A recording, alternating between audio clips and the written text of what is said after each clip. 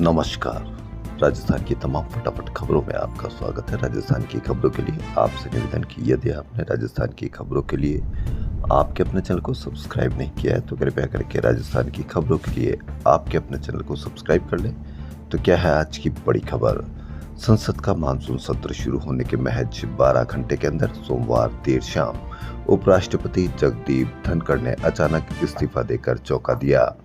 74 साल के धनखड़ ने स्वास्थ्य कारणों का हवाला देकर तत्काल प्रभाव से पद छोड़ते हुए अनुच्छेद 67A के तहत राष्ट्रपति द्रौपदी मुर्मू को त्याग पत्र सौंपा। राष्ट्रपति की मंजूरी के बाद उनका इस्तीफा प्रभावी होगा। उनका कार्यकाल अगस्त 2027 तक था। राजस्थान में DL प्रशिक्षुओं के लिए शिक्षा विभाग ने अब बायोमेट्रिक उपस्थिति लागू कर दी है।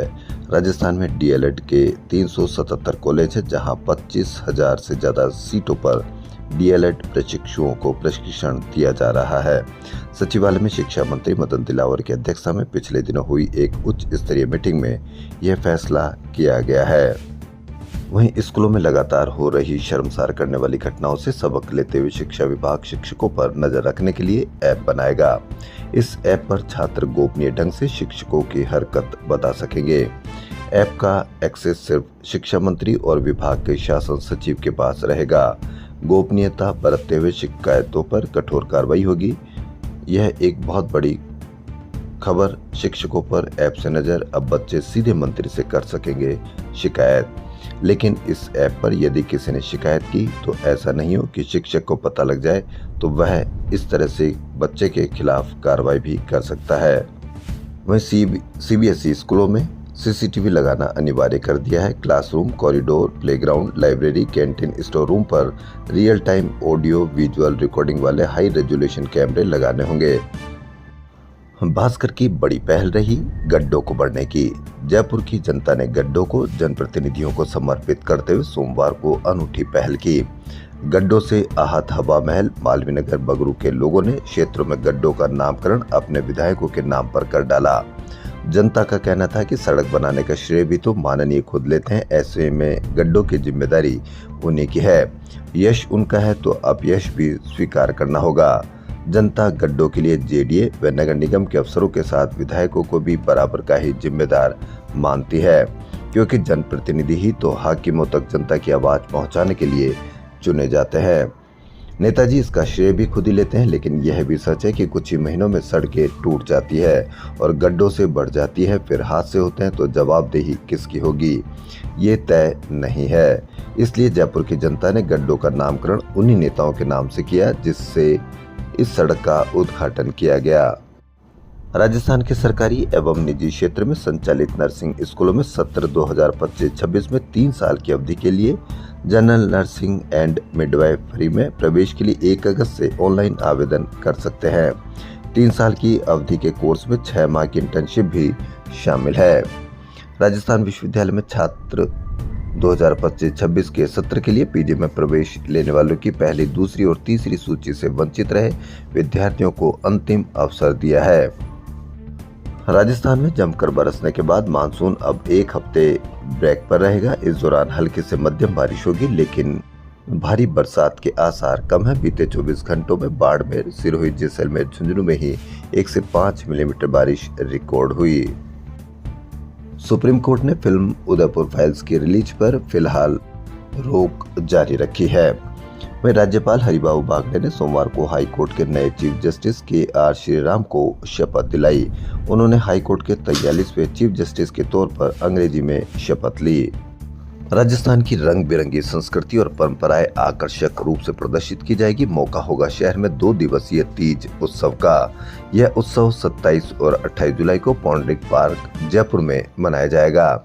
इसमें देशी विदेशी पर्यटक भी बड़ी संख्या में शामिल होंगे। यहाँ 200 लोक कलाकार अपनी कलाओं का प्रदर्शन करेंगे। वहीं जवाहर कला केंद्र जयपुर में 3 दिवसीय म्यूजिकल प्रोग्राम 25 जुलाई से शुरू होगा। रोजाना कार्यक्रम की शुरुआत शाम 6 बजे से होगी। इस दौरान 11 से ज्यादा कलाकार प्रस्तुतियां देंगे। इनमें 2 पद्मश्री सम्मानित कलाकार भी शामिल हैं। आयोजन का उद्देश्य शास्त्रीय संगीत को अधिक से अधिक लोगों तक पहुंचाना है। बांसुरी वादक पद्मश्री पंडित रोनू मजूमदार ने सोमवार को जयपुर में 2 विशेष प्रस्तुतियां दी। ये कार्यक्रम इस मेके की पहल के तहत आयोजित किए गए। पर्यटन में जयपुर बना दुनिया का 5वां सबसे अच्छा शहर। जी हां, जयपुर के लिए बड़ी खबर। गुलाबी नगर जयपुर ने दुनिया के टॉप पर्यटन स्थलों की सूची में 5वां स्थान हासिल किया है। International travel magazine Travel Leisure की ओर से करवाए गए सर्वे में जयपुर को 91.33 स्कोर मिला। इस सर्वे में दुनिया भर के पर्यटकों ने भाग लिया। अच्छी बात यह है कि सर्वे में जयपुर को महल, होटल और ऐतिहासिक इमारत, पारंपरिक हस्तशिल्प, सांस्कृतिक विरासत और त्योहारों के कारण जरूर देखने लायक शहर के रूप में बताया गया है। शिक्षा विभाग में भले ही तबादलों पर प्रतिबंध लगा हो और शिक्षक लगातार तबादले खोलने की मांग उठा रहे, लेकिन सरकार ने अभी तक यहां तबादलों की छूट नहीं दी है। लेकिन विभागीय अधिकारी चाहेतों को एक जिले से दूसरे जिले में डेपुटेशन पर लगा रहे, जबकि इन शिक्षकों की वहां जरूरत ही नहीं है। भास्कर की ये बड़ी खबर। पिछले दिनों ही एक शिक्षिका को बालोतरा से टोंक और एक अन्य शिक्षिका को टोंक से जयपुर में शिक्षण व्यवस्था में लगाया गया। वहीं जयपुर मेट्रो प्रथम, द्वितीय व जयपुर जिला सहित राजस्थान के अधीनस्थ न्यायालय और जिला विधिक सेवा प्राधिकरण में कार्यरत 22,000 कर्मचारी राज्य सरकार की ओर से उनके कैडर का पुनर्गठन नहीं करने के विरोध में लगातार चौथे दिन सोमवार को भी सामूहिक अवकाश पर रहे। इससे अधीनस्थ कोर्ट में ज्यादातर केसों में पक्षकारों को तारीखें ही मिली। हालांकि इस दौरान कोर्ट में पेशी पर आए आरोपियों को पुलिस रिमांड व न्यायिक अभिरक्षा के आदेश दिए गए। इससे न कोर्ट में नए केस दायर हो रहे, न ही फैसले हो पा रहे हैं। यूजी कोर्स के नए छात्रों के लिए सोमवार को पोद्दार इंटरनेशनल कॉलेज जयपुर में ओरिएंटेशन प्रोग्राम आरंभ 2025-26 की शुरुआत हुई। पहले दिन विद्यार्थियों को कॉलेज की सुविधाएं, पढ़ाई, प्लेसमेंट की जानकारी दी गई। जयपुर के एसएमएस अस्पताल के कार्डियोलॉजी विभाग के डॉक्टरों ने दिल की बीमारी से पीड़ित भरतपुर निवासी 80 वर्षीय मरीज का valve in valve transcatheter aortic valve replacement किया। बिना सीना खोले कैथेटर के जरिए मरीज के लगाया नया कृत्रिम वॉल्व। जी ये बड़ी खबर। एसएमएस अस्पताल के चिकित्सकों का कमाल। राजस्थान के मुख्य सचिव सुधांशु पंत सोमवार को ग्रेटर नगर निगम मुख्यालय का औचक निरीक्षण करने पहुंचे, जहां उन्होंने अलग अलग शाखाओं का निरीक्षण किया। कर्मचारियों, अधिकारियों की उपस्थिति और उनके ई फाइल निस्तारण का टाइम भी देखा। इस दौरान मुख्यालय स्थित रेवेन्यू ऑफिसर की फाइल का निस्तारण टाइमिंग 120 घंटे को देखकर सीएस भी चौंक गए।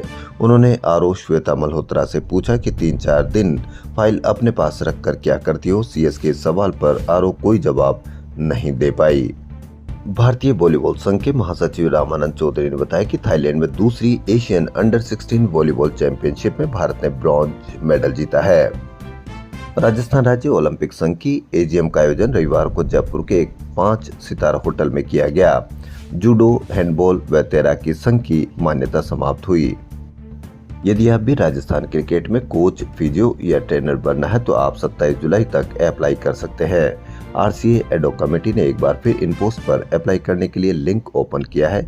घरेलू सीजन 2025-26 के लिए 27 जुलाई को शाम 5 बजे तक अप्लाई कर सकते हैं।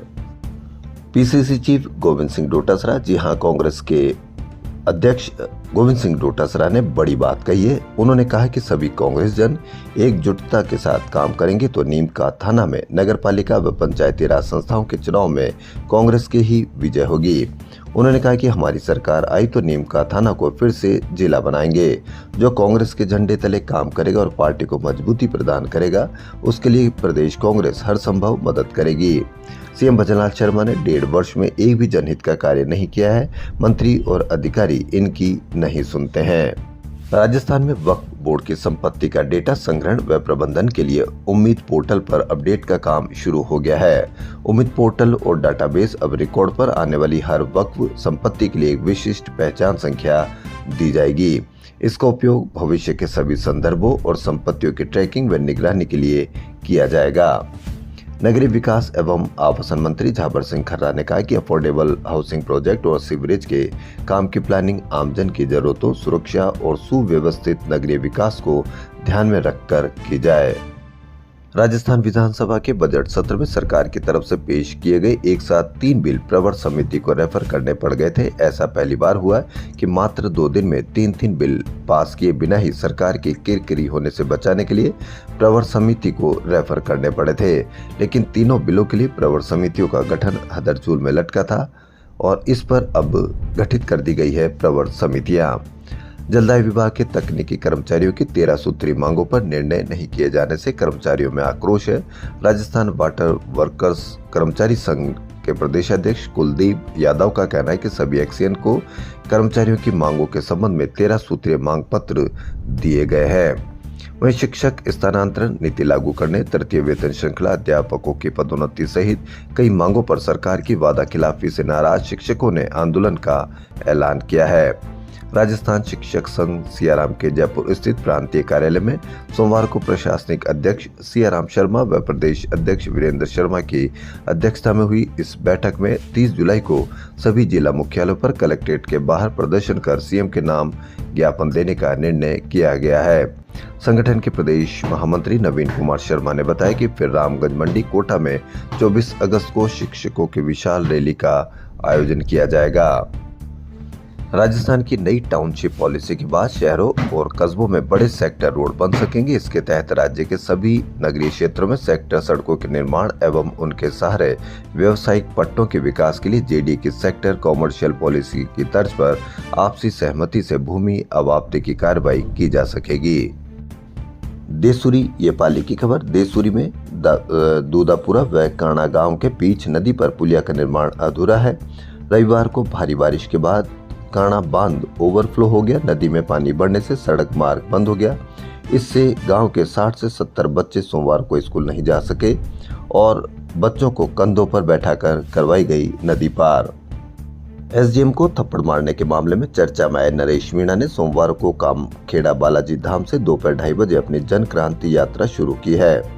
उनकी यह यात्रा 21 जुलाई से 28 जुलाई तक 8 दिन में 150 किलोमीटर का सफर तय करेगी। 8 महीने बाद जेल से जमानत पर रिहा होने के बाद नरेश मीणा ने कामखेड़ा बालाजी मंदिर में दर्शन किए। इसके बाद सभा को संबोधित किया। सभा में पूर्व मंत्री राजेंद्र सिंह गूडा ने कहा कि जो अत्याचार नरेश मीणा के साथ हुआ वह अब सहन नहीं किया जाएगा। इस दौरान पूर्व मंत्री भरत सिंह भी मौजूद रहे।